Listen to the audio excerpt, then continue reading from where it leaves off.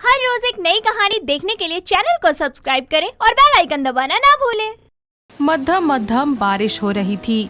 सड़क के किनारे खड़ी होकर गीता बड़ी ही बेसब्री से ऋषि का इंतजार कर रही थी। उसके चेहरे पर बारिश की हल्की हल्की बूंदें उसको ऋषि के छूने का एहसास दिला रही थी।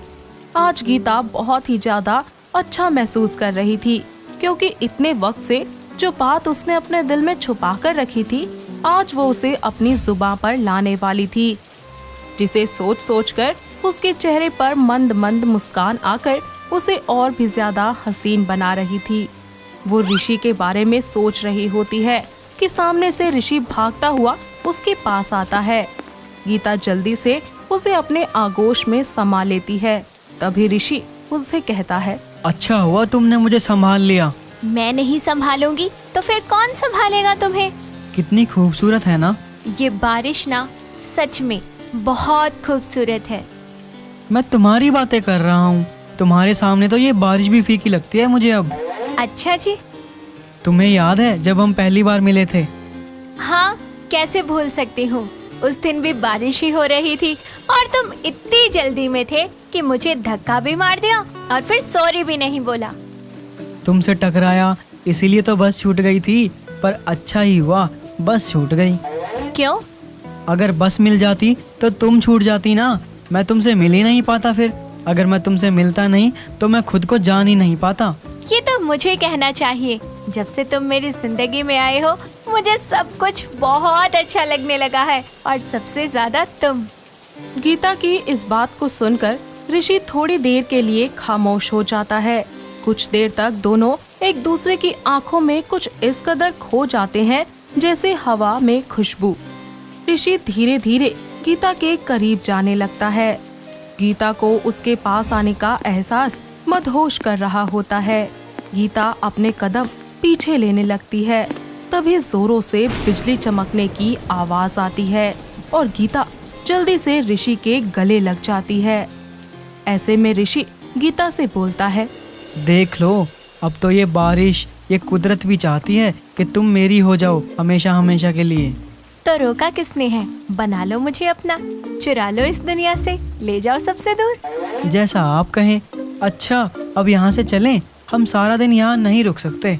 चलते हैं। ऋषि गीता का हाथ पकड़कर चलने लगता है। थोड़ी दूर चलने के बाद गीता ऋषि से अपना हाथ छुड़ा लेती है और सड़क के बीच में चली जाती है। साथ ही अपनी बाहें फैलाकर गोल गोल घूमने लगती है। तभी ऋषि उससे बोलता है, ये तुम क्या कर रही हो? इस पल को जी रही हूँ। आओ ना, तुम भी आओ। नहीं नहीं, मैं नहीं आ रहा। गीता ऋषि को खींचकर अपने साथ ले जाती है। उसके हाथ अपनी कमर पर रखती है और खुद के हाथ उसके गले के पास, और फिर उससे कहती है, एक बार में सुन लिया करो ना मेरी बात को, क्यों इतने जतन करवाते हो? ठीक है यार, वैसे हम यहाँ पर कब तक रहने वाले हैं? तुम्हें मेरे साथ यहाँ अच्छा नहीं लग रहा क्या? ऐसा नहीं है, तुम्हारी तबीयत खराब हो सकती है, बस इसलिए ही कह रहा हूँ। ऋषि उसका हाथ पकड़कर उसे लेकर जाने लगता है, लेकिन गीता उससे अपना पीछा छुड़ाकर वापस जाने लगती है।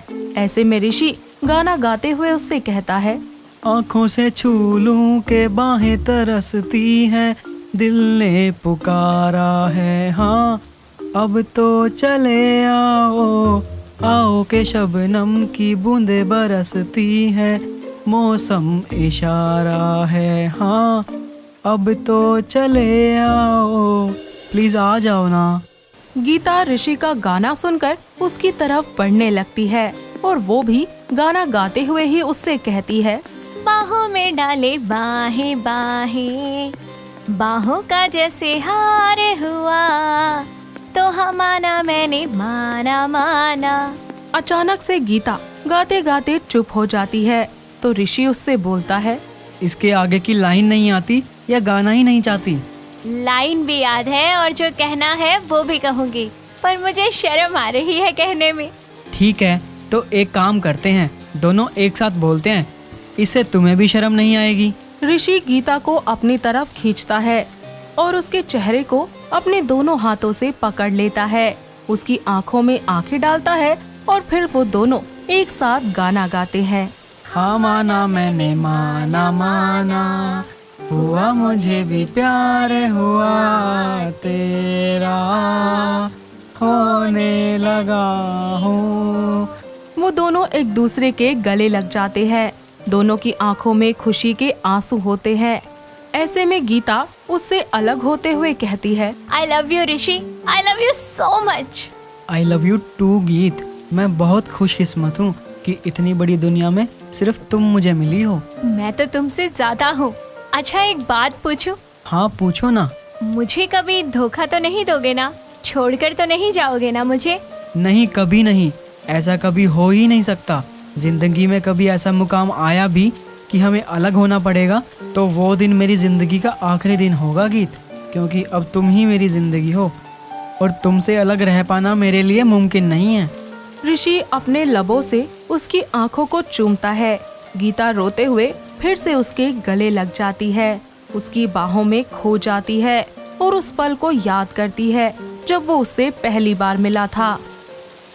गीता बस स्टैंड पर खड़ी होकर अपनी बस का इंतजार कर रही होती है।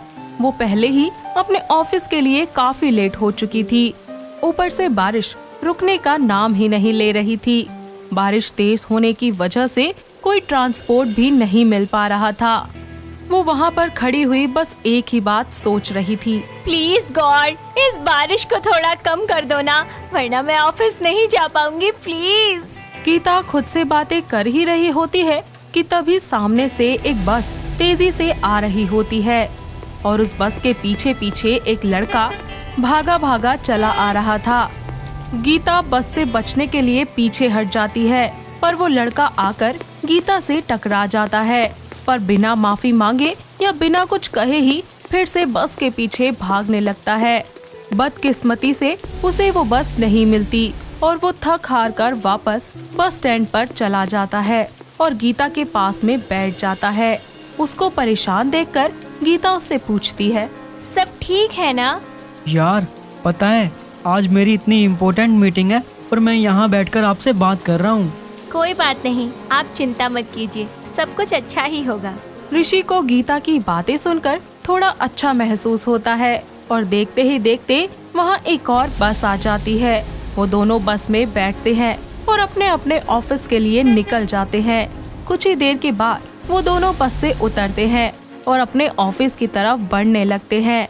ऋषि गीता से आगे निकलकर अपने ऑफिस में पहुंच जाता है और अपने कैबिन में जाकर कपड़े चेंज कर लेता है, जिसके बाद वो पियून को बुलाकर उससे पूछता है, जिनके साथ आज मीटिंग फिक्स हुई थी वो आई है या नहीं?